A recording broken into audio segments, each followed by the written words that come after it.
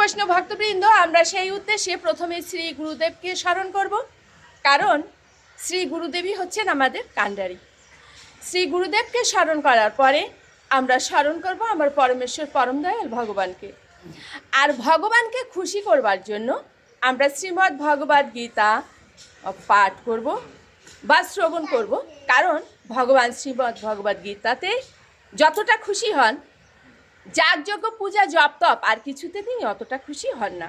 তো আসুন আমরা ব্রতী হই, সকলে একটু উলুধ্বনি দিয়ে দেন।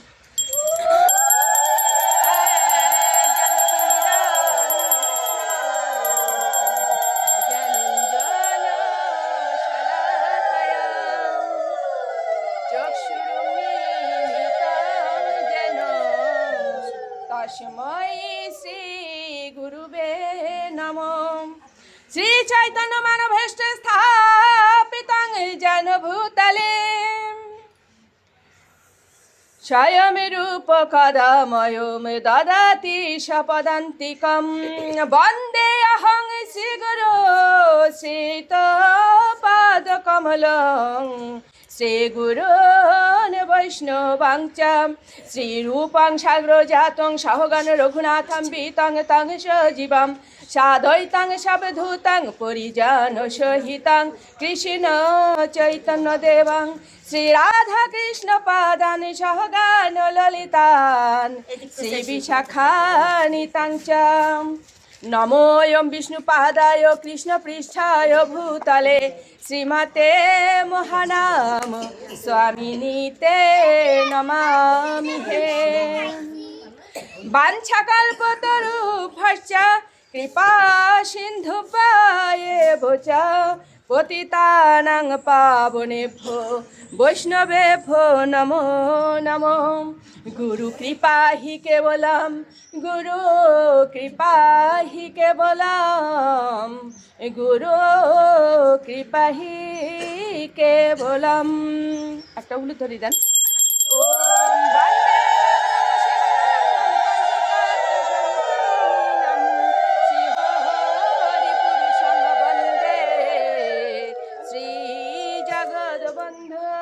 সুন্দরম। ওম হে কৃষ্ণ করুণা সিন্ধু দীনবন্ধু জগৎপতে গোপেশ গোপিকা কান্ত রাধাকান্ত নমস্তুতে। কৃষ্ণায় বাসুদেবায় হরয়ে পরমাত্মনে প্রণত ক্লেশনাশায় গোবিন্দায় নমো নমঃ। তপ্ত কাঞ্চন গৌরাঙ্গিনী রাধে বৃন্দাবনেশ্বরী বৃষভানুসুতাং দেবে প্রণমামি হরি প্রিয়ে। ওম নমো ব্রহ্মণ দেবায় গো ব্রাহ্মণ হিতায় চ জগদিধায় কৃষ্ণায় গোবিন্দায় নমো নমঃ। ওম বৃন্দাবৈ তুলসী দেবৈ প্রিয়ায় কেশবস্য চ বিষ্ণু ভক্তি প্রদে দেবী সত্যবতাই নমো নমঃ। জয় জয় শ্রীকৃষ্ণ চৈতন্য প্রভু নিত্যানন্দ শ্রী অদ্বৈত গদাধর শিবাসাদি গৌর ভক্তবৃন্দ। হরে কৃষ্ণ কৃষ্ণ কৃষ্ণ হরে হরে, হরে রাম রাম রাম হরে হরে। হরে কৃষ্ণ কৃষ্ণ কৃষ্ণ হরে হরে, হরে রাম রাম রাম হরে হরে। ওম শ্রী পরমাত্মনে নমঃ। ওম শ্রীমদ্ ভগবতে শ্রী গীতায় নমঃ। ওম শ্রীমদ্ ভগবতে গীতা মালা মন্ত্রস্য শ্রী ভগবান বেদব্যাস ঋষিরনুষ্টুপ ছন্দ। শ্রীকৃষ্ণ পরমাত্মা দেবতা শ্রীকৃষ্ণ প্রীতার্থে পাঠে বিনিয়োগ।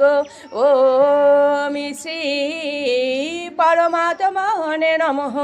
ওম শ্রীমদ্ ভগবতে শ্রী গীতায় নমঃ। সুধী বৈষ্ণব ভক্তবৃন্দ, আমি যে মঙ্গলাচরণ করলাম এর অর্থ এটা যে শ্রীমদ্ ভগবদ গীতায় 700 শ্লোক আছে।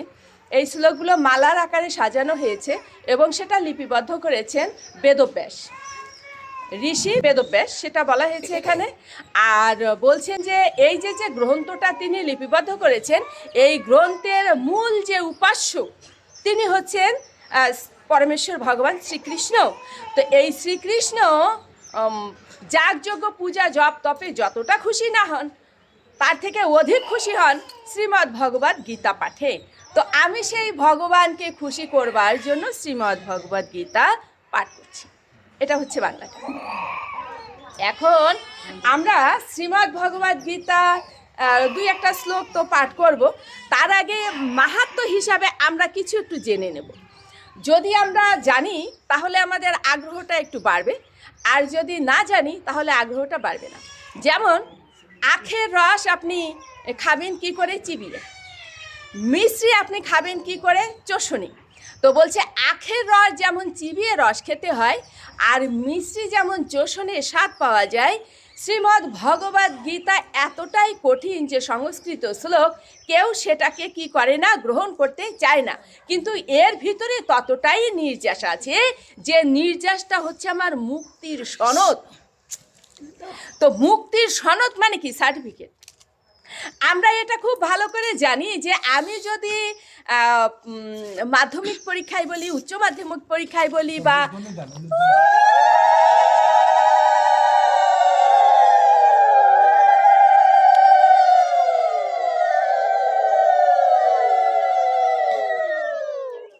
আমি যদি ভালো ফলাফল করতে চাই তাহলে আমাকে পরিশ্রম করতে হবে।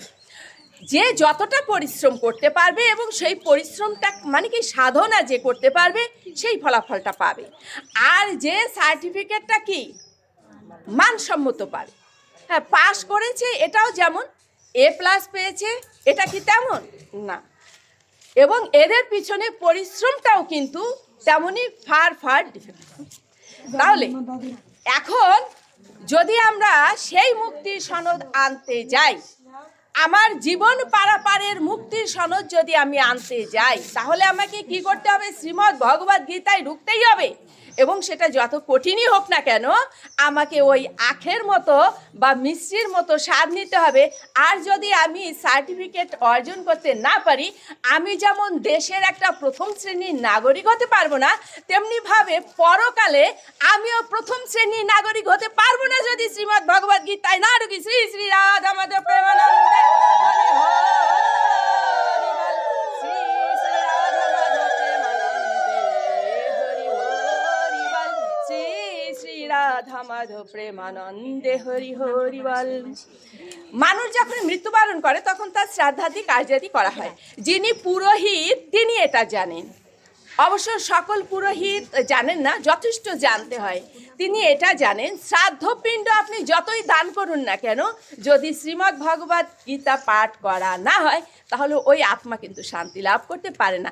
এই জন্য যিনি জানেন তিনি কি করেন? তিনি বলেন যে আমি এক পাশ দিয়ে শ্রাদ্ধ করব, আর আপনারা ভালো জানেন যেমন এমন একজন বৈষ্ণবকে দিয়ে গীতা পাঠ করবেন। এমনভাবে সে গীতা পাঠ করবে, উচ্চস্বরে গীতা পাঠ করবে। এই গীতা পাঠ যত দূর যাবে তত দূর পর্যন্ত মঙ্গল হবে এবং আত্মাকে তত দূর পর্যন্ত এগিয়ে নিয়ে যেতে সাহায্য করবে। যেমন আমি যদি সিঁড়ির পরে সিঁড়ি টপকে না যাই তাহলে আমি উপরে যেতে পারবো না। ঠিক তেমনিভাবে শ্রীমদ্ ভগবদ গীতা যদি আমি সাউন্ড করে পাঠ না করি, এ শব্দ যদি দূর পর্যন্ত না যায় তাহলে আত্মাকে তত দূর পর্যন্ত এগিয়ে দিতে পারবে না। এখন কেউ কেউ মনে করে বুঝতে পারছি না, এটা সেটা, এটা হবে না। যতই কঠিন হোক না কেন আপনি দেখবেন একটা জিনিস প্রথমে কঠিন মনে হলো, একবার থেকে 10 বার যখন আপনি চর্চা করবেন আপনার কাছে সহজ হয়ে যাবে। যেমন এখানে আমার সঙ্গে যতগুলো ভক্ত এসেছে আপনারা জিজ্ঞাসা করুন, প্রত্যেকে কিন্তু বলতে পারবে শ্রীমদ্ ভগবদ গীতার প্রথম অধ্যায়ের প্রথম শ্লোকটা কি, প্রত্যেকে বলতে পারবে। কেন বলতে পারবে? কারণ এই শ্লোকটা বারংবার পাঠ করা হয়, যার কারণে সহজ হয়েছে। চোখ বন্ধ করে তারা কি করছে বলতে পারছে।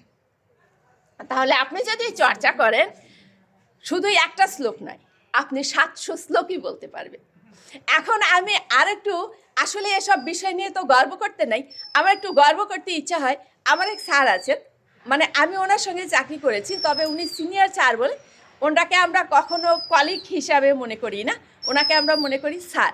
মানে আমাদের গুরু। তা আমি এমনি পাঠের আসরে পাঠ করার সময় আমি জিজ্ঞাসা করেছিলাম আপনাদের কার কতটা শ্রীমদ্ ভগবদ্ গীতার শ্লোক মুখস্থ আছে, একটু হাত তুলুন তো।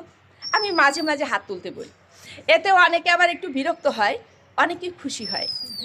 আমি দৌলতপুরে পাঠ করতে যাই, ওখানে আমার কিছু ভক্ত আছে, তারা বলে কি যে দিদি আপনি যখন এটা বলেন যে কে কে পারো হাত তোলো, আমাদের খুব ভালো লাগে, কারণ আমি আজকে একটা পারছি, সামনের দিন আমি 3টা পারবো, তারপর দিন আমি 5টা পারবো, এভাবে আমাকে এগিয়ে নিয়ে যেতে সাহায্য করছে। আর যারা করতে পারছে না এরা একটু মনক্ষুণ্ণ হয় যে কেন এ কথা বলছে, আমি সকলের সামনে অপমানিত হলাম। এই অপমান নয়, এটা কোনো অপমান নয়। আমি আজকে জানি না, নাই জানতে পারি, আমি সামনের দিন জানবো, তাই না? সবাই কিন্তু সব কিছু জেনে আসে না। তো আমার সেই স্যার উনি আমাকে কিছুদিন আগে বলেছিলেন, ম্যাম আপনার ওই কথার কারণে আমি একটার পর একটা গীতার শ্লোক পড়তে পড়তে আমি এই অধম 100-রও বেশি শ্লোক এখনই বলতে পারি। এটা আমাকে বলেছে আরও 1 বছর হয়েছে, তার মানে এই 1 বছর উনি নিশ্চয়ই আরও 100 শ্লোক মুখস্থ করেছে। একদিন উনি, আমি বলেছি স্যার আপনি 700 শ্লোকই একদিন মুখস্থ করতে পারবেন। এখানে আমরা যতজন আছি আমরা চেষ্টা করলে অবশ্যই পারবো। এখন প্রশ্ন হলো, আমাদের এটা প্রশ্ন থাকতে পারে, আপনারা আমাকে জিজ্ঞাসা করছেন না, কিন্তু আমি এটা বুঝতে পারি। আচ্ছা, মৃত ব্যক্তির উদ্দেশ্যে যদি আমরা শ্রীমদ্ ভগবদ্ গীতা পাঠ করি, আমরা কোন অধ্যায় পাঠ করব? প্রশ্ন স্বাভাবিকভাবে এসে যায়, তাই না? শ্রীমদ্ ভগবদ্ গীতায় এমন পরমার্থ বিষয়, অবাক হয়ে যায়। আমি নিজেও জানতাম না আগে। আমি জানতাম যে 8ম অধ্যায় পাঠ করলে কি হয়, আত্মা মুক্তি পায়। হ্যাঁ, 8ম অধ্যায় পাঠ করলে আত্মা মুক্তি পায়, এটা ঠিকই, কিন্তু আমি 1ম অধ্যায়ের মাহাত্ম্য বহুবার বলিনি যে সে কিন্তু একটা 60 জন্ম পেয়ে পরবর্তীতে সে মুক্তি লাভ করেছে, এটা বলেছি। তারপরে 3য় অধ্যায়ের কথা বলেছি। শ্রীমদ্ ভগবদ্ গীতার প্রতিটা অধ্যায় অমৃত স্বরূপ, প্রতিটা অধ্যায়, প্রতিটা শ্লোক, এমন কোনো অধ্যায় নাই, এমন কোনো শ্লোক নাই যাকে খাটো করে দেখা যায়। অনেকে আমাকে বলেছে যে আচ্ছা আপনি মাঝে মাঝে বলেন 1ম অধ্যায়ের 1ম শ্লোক পাঠ করলে সম্পূর্ণ গীতা পাঠের ফল হয়, কি করে হয়? ওই শ্লোকটা তো ভগবান বলেনি নাই, ওই শ্লোকটা তো ধৃতরাষ্ট্র বলেছেন। আমি বলছি কথা তো এখানেই। শ্রীমদ্ ভগবদ্ গীতার শ্লোক কি সঞ্জয় বলল, কি ধৃতরাষ্ট্র বলল, কি অর্জুন বলল, সেটা কিন্তু মুখ্য কথা নয়। শ্রীমদ্ ভগবদ্ গীতার প্রতিটি শ্লোকই এত এত মূল্যবান, এর মূল্য আমার মতো অধমের পক্ষে বলা সম্ভব নয়। কারণ 8ম অধ্যায়ে যখন ব্রহ্ম রাক্ষস আর রাক্ষসী মুক্তি পেল, তারা কিন্তু অর্জুনের শ্লোকটা একটা লাইন মাত্র বলেছিল। অর্জুনের শ্লোক একটা লাইন মাত্র বলেছে, মানে তারা পাঠ করতো, সেটা মনে করার চেষ্টা করছে আমরা কি পাঠ করতাম যেন, আমরা তো পরবর্তী কাজের জন্য রাক্ষসজনই পেয়েছি, ব্রহ্ম রাক্ষস হয়েছে, স্বামী স্ত্রী দুজনই ব্রহ্ম রাক্ষস হয়েছে, হয়ে একটা বৃক্ষের ডালে ওরা বসে আছে, বসে ওটা চিন্তা করছে, চিন্তা করতে করতে বলছে কি ভগবান কি, এটা তো আমরা যেন একটু আলোচনা করতাম। তখন কিন্তু বলেছিল কিম তদ ব্রহ্ম কিম অধ্যাত্মম কিম কর্ম পুরুষোত্তম, একটা লাইন বলেছে। কর্ম কি, ব্রহ্ম কি, ভগবানকে জিজ্ঞাসা করছেন হে পুরুষোত্তম তুমি তাই স্পষ্ট করে বলো, কিন্তু এই লাইনটাই পুরো আসে নাই। এই কথা বলার সঙ্গে সঙ্গে ব্রহ্ম রাক্ষস আর রাক্ষসী একেবারে দিব্য দেহ ধারণ করেছে, বৈকুণ্ঠ থেকে রথ এসেছে, এসে একেবারে নিয়ে চলে যাচ্ছে। শ্রী শ্রী রাধা মাধব প্রেমানন্দে হরি বল।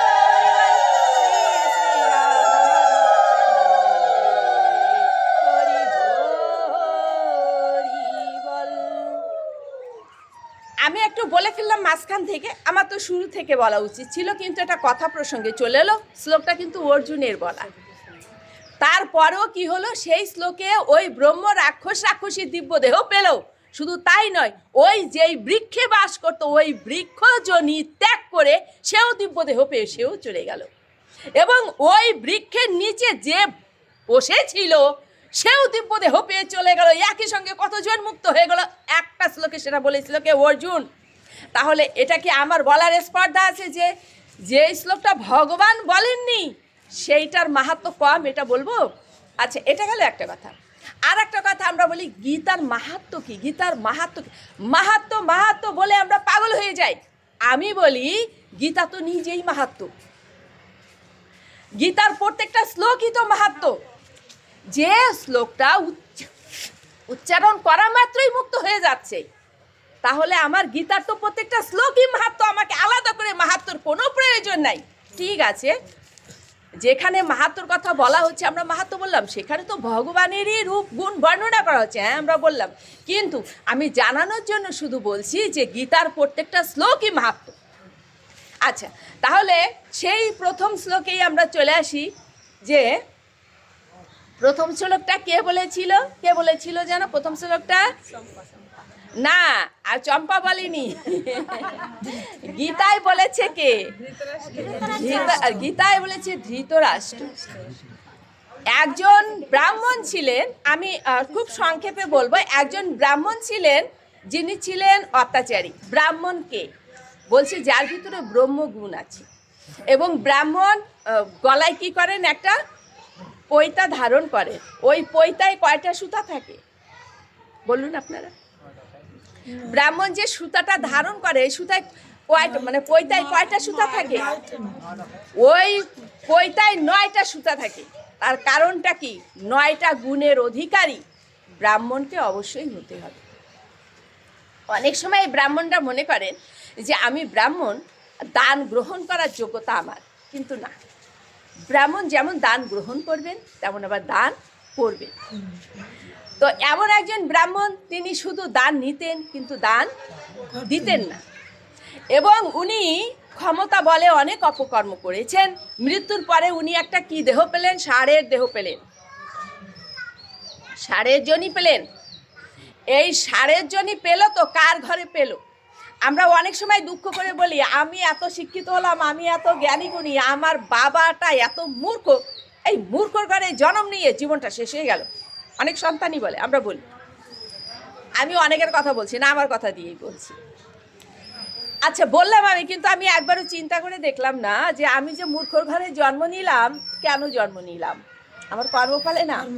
এ কথা বলা বাহুল্য যে আমার বাবা একজন শাস্ত্রজ্ঞ পণ্ডিত, আমি শুধু বুঝাবার জন্য বললাম। আমরা মূলত যে শাস্ত্র জ্ঞানটা যদি কিঞ্চিত পেয়ে থাকি, আমার বাবার কাছ থেকেই পেয়েছি। মানে কথার কথা আমরা বলি, তো সেটা আমার কর্মের কারণেই পেয়েছি। এই ষাঁড় জন্ম নিল কার ঘরে? একজন খঞ্জর ঘরে। খঞ্জ মানে কি? যে ঘোড়া চলতে পারে না। কেন ভগবান তাকে ওই ঘরে জন্ম দিয়েছে? ঘোড়ার ঘরে জন্ম দিলে ওই যে এই জন্মে আমি মানুষের পরে যত অত্যাচার করেছি, সেই অত্যাচারটা আমাকে কি করতে হবে? সেটা তো আমাকে শোধ দিতে হবে না? তো এত বোঝা বহন করা তো ওই খঞ্জ তো বোঝা বহন করাবে। কেন করাবে? কারণ সে তো চলতে পারে না, তার সমস্ত বোঝা ওই ষাঁড়ের ঘাড়েই দিত। তো এতটা বোঝা নিয়েও চলতে পারছে না, রাস্তার মাঝে পড়ে কি হলো? সেই ষাঁড়টা মারা গেল। যখন মারা গেল, ওখানে যত পথিক ছিল সমস্ত পথিক পুণ্য দান করছে। আহারে অবলা জীব, আমরা এটা বলি কি না? অবলা জীব কিভাবে মারা গেল, কতটা অনাদর ছিল, কতটা অত্যাচার সহ্য করেছে, এমনিভাবে বলছে। তো একজন বৈষ্ণব বলছেন, আমি যদি জীবনে কোনো পুণ্য করে থাকি তাহলে আমি কিছুটা পুণ্য দান করলাম। ঠিক আছে, ওনার দেখা দেখি এখন প্রত্যেকে পুণ্য দান করছে। পুণ্য দান করতে করতে সেখানে একজন পতিতা রমণী এলো। পতিতার কি কোনো পুণ্য আছে? যে পতিতা সারা জীবন দেহ ব্যবসা করেছে, দেহটাকে পশারি করেছে, তার তো কোনো পুণ্য থাকবার কথা নয়। ওই এসে দাঁড়িয়ে এটা দেখেছে, দেখে মনে মনে চিন্তা করছে, হে দয়াল প্রভু, সারাটা জীবন তো শুধু পাপই করেছি, আমার তো কোনো পুণ্য নাই। তো আমার যদি কোনো পুণ্য থেকে থাকে তাহলে আমি এই বৃষকে সেটা দান করলাম, আমি সম্পূর্ণটাই দান করলাম। অনেকে কিঞ্চিত দান করছে, কিঞ্চিত মানে কিছুটা, আর আমার তো কোনো পুণ্য নাই, তাহলে আমি সম্পূর্ণটাই দান করলাম। ওই বৃষর আত্মাকে যখন জমালয়ে নিয়ে যাওয়া হলো এবং তার বিচার আচার হলো, তাদেরও কিন্তু বিচার আচার হয়, তখন ওই জমালয়ে যমরা চিত্রগুপ্তের কাছে শুনে বলছে, এর সমস্ত অপরাধ মাপ হয়েছে, একে বৈকুণ্ঠে নিয়ে যাও। বৈকুণ্ঠে নিয়ে যাওয়া হলো।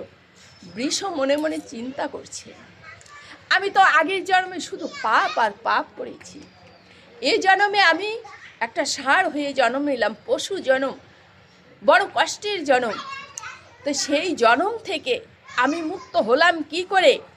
বৈকুণ্ঠ ধামে যখন নিয়ে যাওয়া হলো, নারায়ণের চরণে পড়ে বলছে, দয়াময়, তোমার চরণে আমার কোটি কোটি প্রণাম। তোমার কাছে আমার বড় জানতে ইচ্ছা হয় যে আমি এমন কি কর্ম করেছি যে কর্মফলে আমার জন্ম জন্মান্তরের পাপ মাপ হয়ে গেল। তো বলছে, বৃষ, তুমি শুধু জন্ম জন্মান্তরের পাপ থেকে মাপ হয়ে গিয়েছো তাই নয়, আমি তোমাকে এরপর একটা মনুষ্য জন্ম দেব। মনুষ্য জন্ম দিয়ে আমি তোমাকে ধনীর ঘরে জ্ঞানীর ঘরে জন্ম দেব। চিন্তা করুন, আমার বাবা ধনী না, আমার বাবা জ্ঞানী না, আমি দুঃখ করছি, কিন্তু আমি যে কর্ম করি নাই এটা আমি একবারও চিন্তা করছি না। বলছে, ধনীর ঘরে জ্ঞানীর ঘরে তুমি যাবে। বলছে, দয়াবান, আমি তোমার কাছে আবারও জিজ্ঞাসা করছি, তুমি একটু দয়া করে বলো যে আমি কি কারণে এটা প্রাপ্ত হলাম। ভগবান তখন বলছেন, তুমি যখন মারা গিয়েছিলে চৌমোহনী রাস্তায় বোঝা বহন করতে যেয়ে যখন এগোতে পারছিলে না, মারা গিয়েছিলে, তখন সকলে তোমাকে পুণ্য দান করেছিল, কারো পুণ্য কাজে লাগেনি। শুধু একজন পতিতা রমণী তোমাকে পুণ্য দান করেছিল, সেই পুণ্য ফলে তোমার জন্ম জন্মান্তরের পাপ মাপ হয়েছে। বলছে, দয়াময়, যদি তুমি পৃথিবীতে বর্তধামে আমায় যদি মানুষ করে পাঠাও, তাহলে আমায় জাতিস্বর করে দাও। জাতিস্বর কি? যার পূর্ব জন্মের কথা মনে থাকে। তো ভগবান বলছেন, তথাস্থ, তোমায় আমি জাতিস্বর করে পাঠিয়ে দিলাম। জাতিস্বর হয়েছে, ধনীর ঘরে জ্ঞানীর ঘরে জন্ম নিয়েছে, মনে তো আছে সব। 5 বছর বয়স থেকে এ মোড়ে সে মোড়ে, এ রাস্তায় সে রাস্তায় সেই পতিতা রমণীকে খুঁজে বেড়াচ্ছে। কোন সেই পতিতা যার পুণ্য ফলে আমি জন্ম জন্মান্তরের পাপ থেকে মুক্ত হলাম, আর কোন পুণ্য ছিল তার, আমার এটা জানার বড় ইচ্ছা। খুঁজতে খুঁজতে যখন সে শিশু থেকে যুবকে পরিণত হলো, এমন সময় একদিন তার খোঁজ পেয়ে গেল। জিজ্ঞাসা করতে করতে জেনে গেল আছে এমন এক রমণী। উনি সেখানে চলে গেলেন, যে বলছেন, যে যখন উঠেছেন, বৈষ্ণব তো দেখেই চেনা যায়, বৃদ্ধা এক মহিলা, ওনাকে দেখে অনেক দূরে সরে গিয়েছে। বলছেন, কে বাবা তুমি? তুমি এই পাপীর আলয়ে কেন এসেছো? তুমি জানো না আমি জন্ম জন্মান্তরের পাপিষ্ঠা। বলছে, মাগো, তুমি বলছো তুমি পাপিষ্ঠা, তুমি জানো না তুমি কত বড় পুণ্যবতী। তোমার কি মনে পড়ে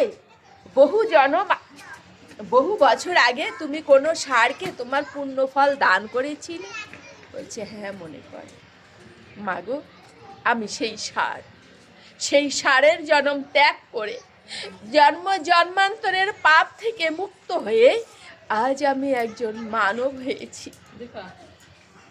তোমার কাছে আমার প্রশ্ন, তোমার যে পুণ্য বলে আমি মুক্ত হলাম, কি পুণ্য তোমার ছিল বলতে পারো? পতিতা রমণী তখন বলছেন, পুণ্য না পাপ আমি জানি না বাবা, তবে আমি তো বহু পাপিষ্ঠা। একদিন যখন আমি বাজারে গিয়েছিলাম, আমি দেখছিলাম যে একটি শুক পাখি অর্থাৎ টিয়া পাখি একজন বিক্রি করতে এসেছে, অনেক দাম, কেউ কিনতে পারিনি। আমি মনে মনে চিন্তা করলাম, সারাটা জীবন তো পাপ করেছি, আমি সেই পাপের টাকায় না হয় একটা ভালো কাজ করি। তাই বলে আমি সেই শুক পাখিটাকে কিনে নিয়ে আসলাম। ওই শুক পাখিটাকে যখন আমি রেখেছি খাঁচায় বসে, সে যখন ভোর হয়, ভোর রাত্রে সে যেন কি একটা বলে, আমি সেটা শ্রবণ করি। বলছে, কোথায় সেই শুক পাখি, একটু দেখাও তো আমায়। তখন নিয়ে যেয়ে দেখাচ্ছে খাঁচার ভিতরে একটা টিয়া পাখি। উনি যে কি করলেন, সেই টিয়া পাখিকে বলছেন, তোমার চরণে আমার শত শত প্রণাম। কে তুমি? তুমি তো সাধারণ কোনো টিয়া পাখি নও। বলছে, আমার পূর্বজন্মের কথা মনে আছে, পূর্বজন্মে আমি ব্রাহ্মণ পুত্র ছিলাম, আমি শিষ্য হয়ে এক গুরুদেবের আশ্রমে ছিলাম, গুরুদেবকে আমি অবজ্ঞা করেছিলাম। গুরুদেবের কি জ্ঞান আছে, তার থেকে অনেক জ্ঞান আমার আছে, আমার শাস্ত্র জ্ঞান এত বেশি, গুরুদেবকে আমি মানি না। গুরুদেব সেদিন আমায় অভিশাপ দিয়েছিলেন যে তুই পশুর মতো আচরণ করলি, এটা কোনো মানুষের আচরণ নয়, তুই পশুজনই পাবি। সেদিন গুরুদেবের চরণ ধরে আমি ক্ষমা চেয়েছিলাম, গুরুদেব আমি তো বুঝতে পারিনি, আমায় ক্ষমা করে দেন। বলছে ক্ষমা তোকে করলাম, কিন্তু ব্রহ্মবাক্য কখনো মিথ্যা হবার নয়, তুই জাতিশ্বর হয়ে যাবি এবং এই শাস্ত্র জ্ঞানটা তোর মনে থাকবে। এর পরবর্তীতে পক্ষী জননটা পেয়ে আবার আসলো এক গুরুর আশ্রমে। ওই গুরুদেব কি করতেন, ছাত্রদের ওই গীতা জ্ঞান শিক্ষা দান করতেন, আর ওই পক্ষী জন্মে ওই শ্লোকগুলো তার মুখস্থ হয়েছে। আমরা বলি না, ছোট্ট একটা বালক দেখো কি হর করে গীতার শ্লোক পাঠ করেছে, আর একজন অনেক শিক্ষিত অনেক জ্ঞানী কিন্তু একটা গীতার শ্লোক পাঠ করতে পারছে না, তার মানে পূর্বজন্মে তার কোনো জ্ঞান নাই। আর যে ছোট্টতে একবার মাত্র একটা গীতার শ্লোক শুনেই মুখস্থ বলছে, তার মানে পূর্বজন্মে তার স্বীকৃতি আছে। তো বলছে আমি ওই সেইটাই আমার এতটাই মনে আছে, আমি প্রতিদিন ভোর রাত হলেই আমি ওটা পাঠ করি। বলছে তুমি কি পাঠ করো, আমায় শোনাও তো দেখি। তখন উনি শোনাচ্ছেন সেই সুখ পাখি। ওম শ্রী পরমাত্মানে নমঃ, ওম শ্রীমদ্ ভগবতে শ্রীগীতায় নমঃ। ধর্মক্ষেত্রে কুরুক্ষেত্রে সমবেতায়ৎ সভা মামোকা পাণ্ডবাচায়েব কিমা কুর্বত সঞ্জয়। সুখ পাখি বলছেন আমি শুধু এটাই পড়ি, আমি এর অর্থটা বলতে পারি না। অর্থ বলতে পারছে না, তারপরও কিন্তু কাজ করে গিয়েছে। গীতার শ্লোক এমনই মাহাত্ম্যপূর্ণ। এর বাংলাটা কি, অনুবাদটা কি? ধৃতরাষ্ট্র কহিলেন আমার পুত্রগণ এবং পাণ্ডু পুত্রগণ ধর্মক্ষেত্রে কুরুক্ষেত্রে সমবেত হয়ে তারপরে কি করিল। তাই না? বলছে এই শ্লোকটাই আমি বলতাম, আর ওই পতিতা রমণী এটাই শ্রবণ করতেন। তখন সে বলছে এতটা মাহাত্ম্য আমি জানতাম না, আজ থেকে আমি কি করব, শ্রীমদ্ ভগবদ গীতাকে আমার জীবনের সঙ্গী করব। আর ওই পতিতা রমণী বলছে আমিও এতটা জানতাম না, আজ থেকে আমিও একে সঙ্গী করব। এবং ওই টিয়া পাখি বলছেন আমি তো সঙ্গী করে বসেই আছি। পরবর্তীতে তিনজনই উদ্ধার হয়ে গেল, একেবারে মোক্ষধামে চলে গেল। শ্রী শ্রী রাধা মাধব প্রেমানন্দ।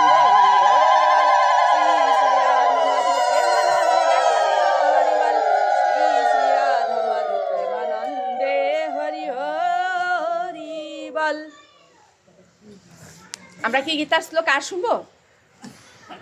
শুনতে ইচ্ছা হয়, শুনতে ইচ্ছা হয়, কিন্তু সময় নাই, তাই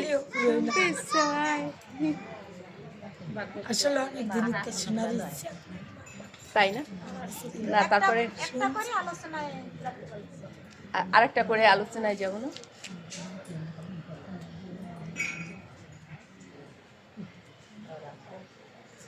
আসলে একটা এই কি জানেন, এটা না মেপে বের হওয়া যায় না, একটা বললে আর একটা চলেই আসে, একটা বললে আরেকটা চলে আসে। যাই হোক, আমরা তৃতীয় অধ্যায় থেকে আরেকটু শুনি যে জড় নামে এক ব্রাহ্মণ ছিল। এই ব্রাহ্মণও অত্যাচারী ছিলেন। এই ব্রাহ্মণও কি করতেন, দান গ্রহণ করতেন, কিন্তু দান করতেন না। দেখুন একটা জিনিস আপনারা কান খুলে শুনে নেবেন এবং সেটা হৃদয়ে ধারণ করবেন।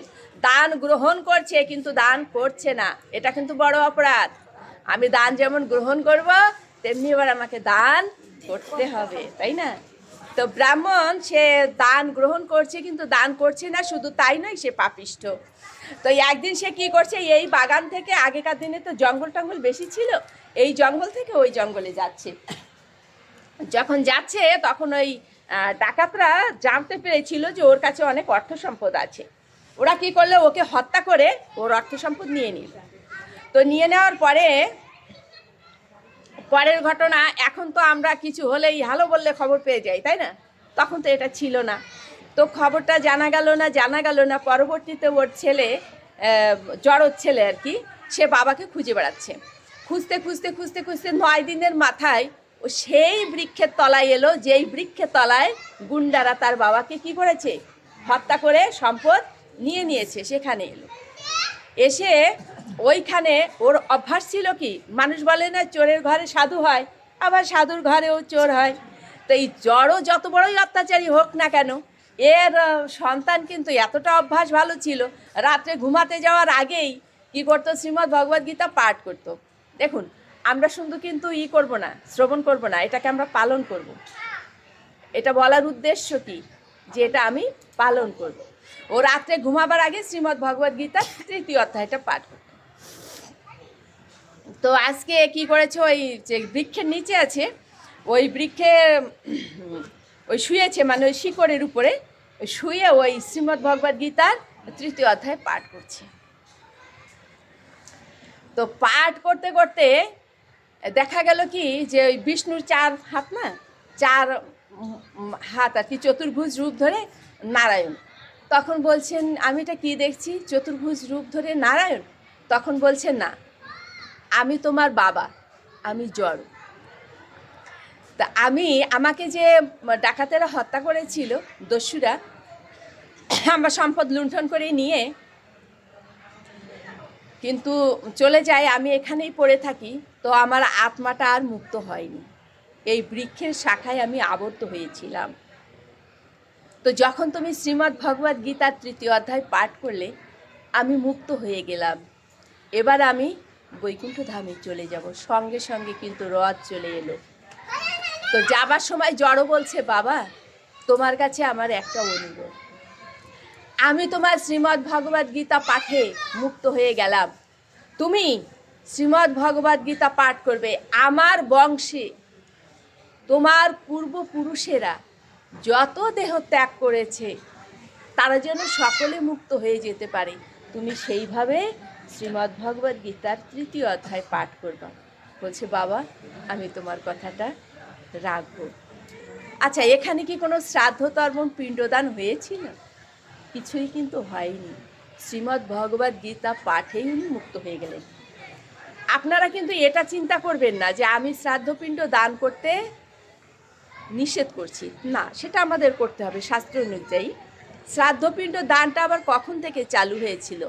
দত্তাত্রেয় মুনির পুত্র নিমি যখন মারা যায় তখন কিন্তু এই শ্রাদ্ধটা চালু হয়েছিল। উনি ব্রহ্মার কাছ থেকে যে এই নির্দেশটা নিয়ে এসেছিলেন, আমি এরকমই জানি এবং আমার এটা পড়া। কিন্তু আমি আবার অন্য একজনের পাঠে শুনেছি যে নিমি এটা চালু করেছেন। সেটা হতে পারে, নিমি মারা যাবার পরেই তো এটা চালু হয়েছিল, একটু দ্বিমত আছে, আপনারা পারলে শাস্ত্র পড়ে নিতে পারবেন। তবে এটাই, শ্রাদ্ধপিণ্ড আমরা করব শাস্ত্র অনুযায়ী, তবে শ্রীমদ্ ভগবদ্ গীতা পাঠ করতে যেন আমরা না ভুলি, এবং আমরা একজন বৈষ্ণবকে দিয়ে অবশ্যই এটা পাঠ করাবো। তো জড়ও এখন তো মুক্ত হয়ে চলে গেল, তার পুত্র শ্রীমদ্ ভগবদ্ গীতা পাঠ করছে, প্রতিনিয়ত পাঠ করছে। করতে করতে একসময় ভগবান বলছেন যমরাজকে যে জড়র যত পূর্বপুরুষেরা আছে সকলকে মুক্ত করে দাও, সকলে যেন বৈকুণ্ঠ ধাম প্রাপ্ত হয়। জড়ের পুত্র কিন্তু বলেছিল, বাবা শুধু তোমার পূর্বপুরুষদের মুক্তর জন্য আমি পাঠ করব তা নয়, আমি মৃত্যু এটা পাঠ করে যাব। যদি আমার এই পাঠে আত্মা শান্তি উদ্দেশ্য করে, আমি এই জগৎময় বিশ্বময় আত্মার শান্তি কামনায় আমি এই শ্রীমদ্ ভগবদ্ গীতার 3য় অধ্যায় পাঠ করে যাব। তো সুধী বৈষ্ণব ভক্তবৃন্দ, আমরা জানলাম 1ম অধ্যায় পাঠ করতে পারবেন, 2য় অধ্যায় পাঠ করতে পারবেন, 3য় অধ্যায়, আপনি যে অধ্যায়ই পাঠ করবেন। আমি 8ম অধ্যায়েরও কথা বলেছি, 9ম অধ্যায়, প্রত্যেকটা অধ্যায় মাহাত্ম্যপূর্ণ, যে কোনো অধ্যায় পাঠ করবেন। তবে আমাকে যদি কেউ ডাকে, আমি কিন্তু 18 অধ্যায় পাঠ করে দিয়ে আসি। 18 অধ্যায় পাঠ করে দিয়ে আসি। কিছু অধ্যায় আছে যেটা আমি পুরো করে আসি, আর যেগুলো পুরো করা তো অতটা সময় তো আর পাওয়া যাবে না, সেজন্য প্রত্যেকটা অধ্যায় থেকে 5টা 7টা 6টা 2টো 4টে এরকম করে আমি কিন্তু 18 অধ্যায় করে দিয়ে আসি। আমি 18 অধ্যায় করে দিয়ে আসছি বলে আমি গর্ব করছি তা নয়, আমি আপনাদের বললাম আপনারা সময় সুযোগ হলে আপনারাও এরকম করবেন, তাই না? ছড়িয়ে যাবেন, যে যেখানে পারবেন সে সেখানে সেইভাবে করবেন। আমি জীবিত আছি মৃত আত্মার উদ্দেশ্যে শান্তি কামনা করা, এটা আমার কর্তব্য। আমি যখন মারা যাব তখন আমি যাদের জন্য করেছি তাদের উত্তরসূরিরা আবার আমার জন্য করবে, তাই না? প্রত্যেকে আমরা প্রত্যেকের তরে, সকলে আমরা পরের তরে, তাই না? আমরা সবাই সবার জন্য ডাকবো। তো সুধী বৈষ্ণব ভক্ত, এই পর্যন্তই আমাকে বলা হয়েছে, তা আমি এখান থেকে এখন বেরিয়ে যাব। আমার ইচ্ছা ছিল আরও করার, কিন্তু আসলে তো সময় সংক্ষেপ। আপনারা একটা উলুধ্বনি দিয়ে দেন, আমি মাহাতে চলে যাই।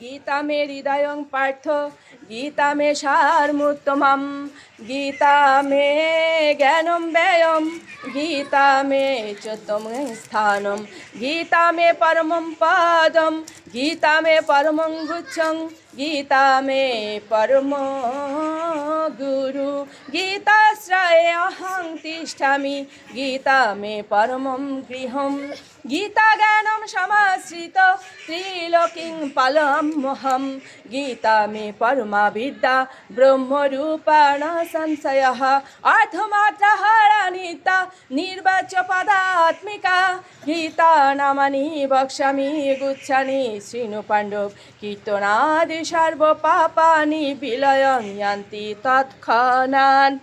আমি মাহাত্ম্য বললাম, সংস্কৃতে যেটা বললাম, বাংলা এটা ভগবান বলছেন গীতা হচ্ছে আমার কি হার্ট। আমরা বলি না হার্ট অ্যাটাক হয়ে মারা গিয়েছে, তাহলে ভগবানের হৃদয় হচ্ছে গীতা। ভগবান সেটা বলছেন, গীতা হচ্ছে আমার হৃদয়। হে পার্থ, পার্থ হচ্ছে অর্জুন, তো বলছেন গীতা হচ্ছে আমার হৃদয়, গীতা হচ্ছে আমার পরম জ্ঞান, গীতা হচ্ছে আমার পরম পথ, গীতা হচ্ছে আমার গুরু, গীতা হচ্ছে আমার ঘর। বলছি এটা এত গোপন বিদ্যা, তারপরে হে অর্জুন তোমাকে বলছি। কেন বলছি? কারণ তুমি আমার পরম বান্ধব, সখা। গোপন কথা কি সবাইকে বলা যায়? আপনার ঘরে কত টাকা আছে ট্রাঙ্কে? বলবেন আপনি এটা সকলকে? বলা যাবে? আমার ট্রাঙ্কে 5 ভরি সোনা আছে, বলবেন এটা কেউ? এই জানিস আমার 30 লাখ টাকা আছে ঘরে, বলবেন কেউ? অতি গোপন কথা। কাকে বলা যায়? যে একেবারে কাছের মানুষ, তাকে বলা যায় যে ভাই আমার তো এটা আছে, তুমি বিপদ আপদে পড়লে বলো, আমি তোমাকে সাহায্য করবো, তাই না? তো তেমনিভাবে ভগবান অর্জুনকে বলছেন এটা পরম গোপনীয় বিষয়, তারপর আমি তোমাকে বলছি। কেন বলছি? কারণ মুক্তির পথ এছাড়া কিছু নাই। অর্জুনের মাধ্যমে আমরাও কি ভগবানের পরম বান্ধব হতে পারি না? পারি তো। ভগবান তো অর্জুনের মাধ্যমে এই জগৎবাসীকে জানিয়েছেন, আমরা যারা ভগবানের নাম করতে চাই, ভগবানের পদসেবা করতে চাই, ভগবানের চরণে নিজেকে আত্মসমর্পণ করতে চাই, তারাই তো আমরা পরম বান্ধব। তাহলে আমরা যদি বান্ধব হই, তাহলে ভগবান আমাদের থাকবেন না? তো সেটা বলছেন যে গীতা হচ্ছে আমার ঘর, বলছে গৃহ, গীতা হচ্ছে আমার ঘর, আমি গীতাকে আশ্রয় করে থাকি, আর গীতা জ্ঞানকে আশ্রয় করে আমি এই ত্রিলোক পালন করি। ত্রিলোক কি বলুন আপনারা? কথা বলবেন তাহলে ভালো লাগে। স্বর্গ মর্ত পাতাল, আমি ত্রিলোক পালন করি। যে যা জানবেন উচ্চস্বরে বলবেন, তাহলে পাঠ করে আনন্দ, বলে আনন্দ। আর আমি যদি জানি আপনারা এইটুকু জানেন, তাহলে আমি আরও উচ্চ স্তরের আলোচনা করব। আর আমি যদি জানি যে আপনারা কিছুই জানেন না, তখন আমাকে স্বরে অ স্বরে আ ক খ, তাই না, এটা পড়াতে হবে। আর যদি জানি না, ভক্তরা একটু জানে, তখন উচ্চ মার্গের আলোচনা করতে হবে। তো ভগবান এটা বলছেন যে আমি গীতাকে আশ্রয় করে থাকি, গীতা জ্ঞানকে নিয়ে আমি ত্রিলোক পালন করি। গীতা হচ্ছে আমার পরম বিদ্যা, ব্রহ্মবিদ্যা, এতে কোনো সংশয় নেই। ভয় আছে না অনেকে? আচ্ছা, শ্রীমদ্ ভগবদ্ গীতা যদি সম্পূর্ণ পাঠ করা হয়, তা সারা জীবনের পাপ মাপ হয়ে যায়।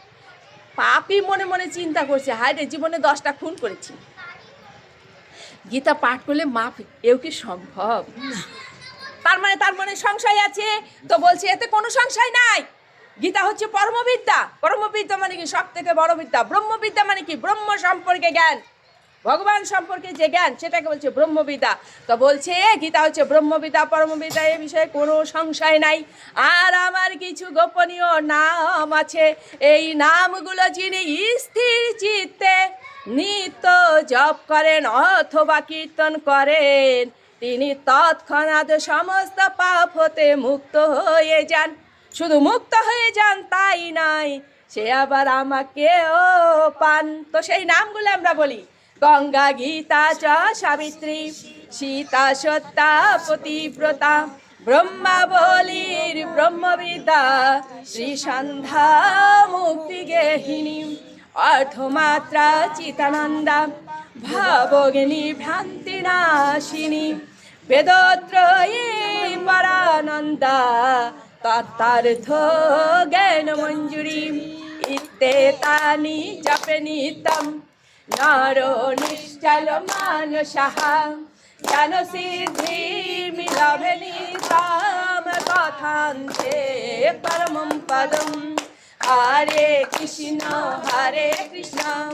কৃষ্ণ কৃষ্ণ হরে হরে, হরে রাম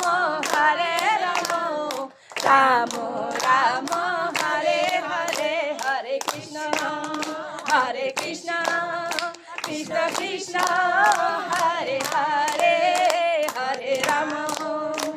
হরে রাম রাম রাম হরে হরে, হরে কৃষ্ণ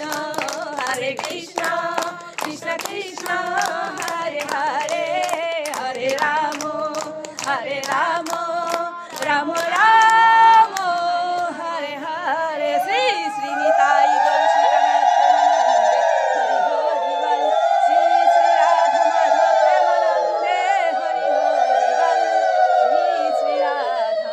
প্রেমানন্দে হরি হরি বল। জয় জয় গীতা ভগবান কি জয়, জয় জয় গীতা ভগবান।